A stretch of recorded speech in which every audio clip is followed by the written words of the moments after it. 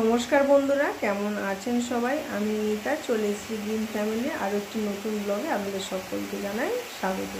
তো আপনারা তো জানেন আমি বলেছি যে কীরকম আছি না আছি। তো আজকে কোনো ভিডিও বা রেসিপি আমি শেয়ার করব না, খুবই তাড়াতাড়ির মধ্যে আছি। কী কী রান্না করছি সেটুকুই শেয়ার করব, কারণ এখন কদিন ভিডিও করার মুডে আমি নেই, সেরকম পরিস্থিতি বা সময়টাও নেই। তো চলুন কী কী রান্না করছি দেখি। আর আমি আবারও বলবো যে আমার প্রিয় দিদিরা যে আমার সাথে আছেন, পাশে আছেন, তার জন্য আমি আপনাদের কাছে অসংখ্য ধন্যবাদ বা কৃতজ্ঞ। চলুন কী করছি, খুবই সিম্পল সাদামাটা রান্না করব।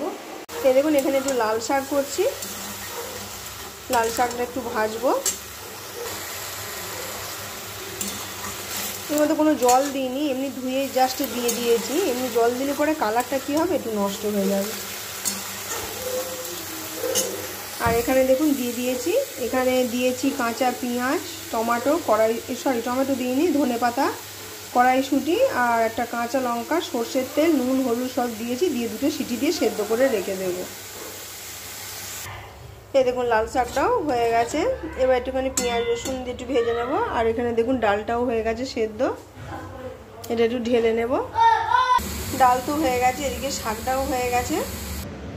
এই দেখুন এটা করব শিম, আলু, বেগুন একসাথে ভর্তা করব। এটা আগে প্রেসারের মধ্যে দিয়ে দুটো তিনটে সিটি দিয়ে নেবো। খুবই বলুন না, সিম্পল রান্না হবে এবং স্বাস্থ্যকর। আর এখানে দেখুন এই যে করলাটাও সিদ্ধ করবো, সবই ভর্তা। আর এখানে কুমড়ো, সেটাও ভর্তা হবে। আর রকি ওদের খাবার কুটছে, এখনও কুটতে হবে।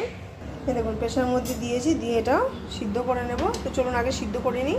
তো বন্ধুরা দেখুন সব কিছু একদম রেডি হয়ে গেছে, একটা থালার মধ্যেই করে নিয়েছি। আর দেখুন করলা সিদ্ধটা থেকে কতটা জল বেরিয়েছে। এখানে লাল শাক, এখানে কুমড়ো সিদ্ধ, সবই ভর্তা। এখানে হচ্ছে এটা আমাদেরও যেহেতু লঙ্কা খাবে না, এটা লঙ্কা ছাড়া, শিম, আলু, বেগুন ভর্তা।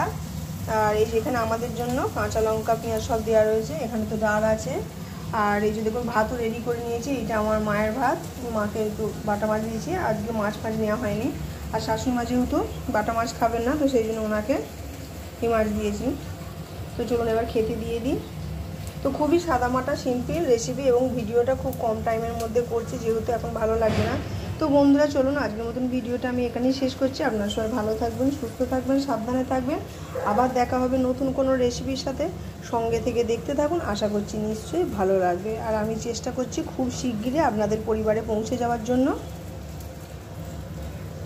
করলা সেদ্ধ দিয়ে দিলাম, এরপরে দিয়ে দেবো শাক ভাজা। সব কিছুই একদম তাড়াতাড়ি হজমও হয়ে যাবে।